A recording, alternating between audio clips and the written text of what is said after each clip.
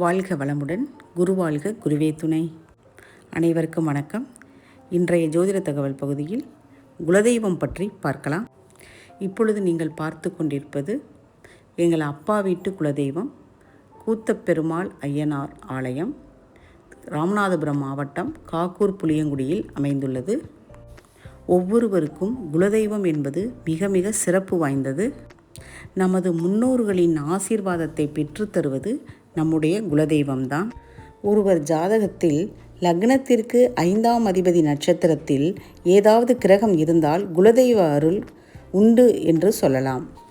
நட்சத்திர அதிபதி நீச்ச நிலையில் இருந்தாலும் சரியான வழிபாடு இல்லை என்றும் கூறலாம்.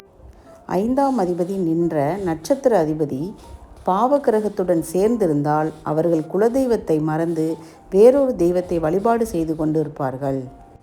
ஆதலால் நாம் குலதெய்வத்தை கண்டறிந்து நல்ல முறையில் வழிபாடு செய்து வரும்பொழுது நமது வீட்டில் சுபகாரியங்கள் நல்ல முறையில் நடக்கும்.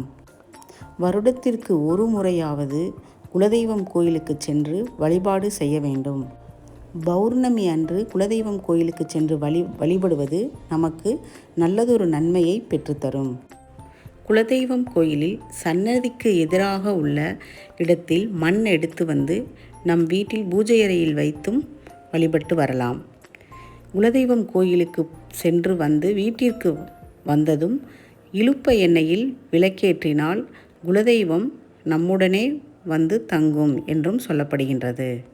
குலதெய்வம் கோயில் என்பது வழி வழியாக பெற்றோர்கள், நம்முடைய முன்னோர்கள், தாத்தா பாட்டி எல்லோரும் சென்று வந்த இடம். அங்கு அவர்களின் காலடி பட்ட இடம். ஆகவே அங்கு சென்று நாம் வழிபடும் பொழுது அவர்களின் ஆசீர்வாதமும் தெய்வத்தின் ஆசீர்வாதமும் நமக்கு கண்டிப்பாக கிடைக்கும் என்றும் நம்பப்படுகின்றது. சிறு வயதில் இந்த கோயிலுக்கு செல்லும் பொழுது இங்கெல்லாம் சென்று விளையாடிய ஞாபகம் வருகின்றது. தமக்கு இங்குதான் மொட்டையடித்து காது குத்திருக்கிறார்கள் என்று எண்ணும் பொழுதும் நம்முள் ஒரு பரவச உணர்வு ஏற்படுகிறது. அந்த தெய்வ பக்தி மேலும் கூடுகின்றது.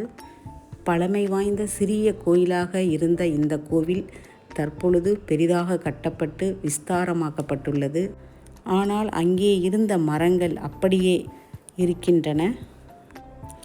ஆலமரம், அரசமரம், புளிய மரம், வேப்ப மரம், இன்னும் பல பெயர் தெரியாத எத்தனையோ மரங்கள் இந்த கோயிலை சுற்றி அழகாக காட்சியளிக்கின்றன. நல்லதொரு அற்புதமான தரிசனமாக அமைந்தது.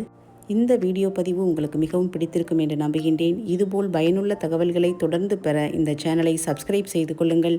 மேலும் ஜாதகம் பார்க்கவும் எழுதவும் ஸ்கிரீனில் தெரியும் நம்பருக்கு தொடர்பு கொள்ளலாம். நன்றி, வணக்கம், வாழ்க வளமுடன்.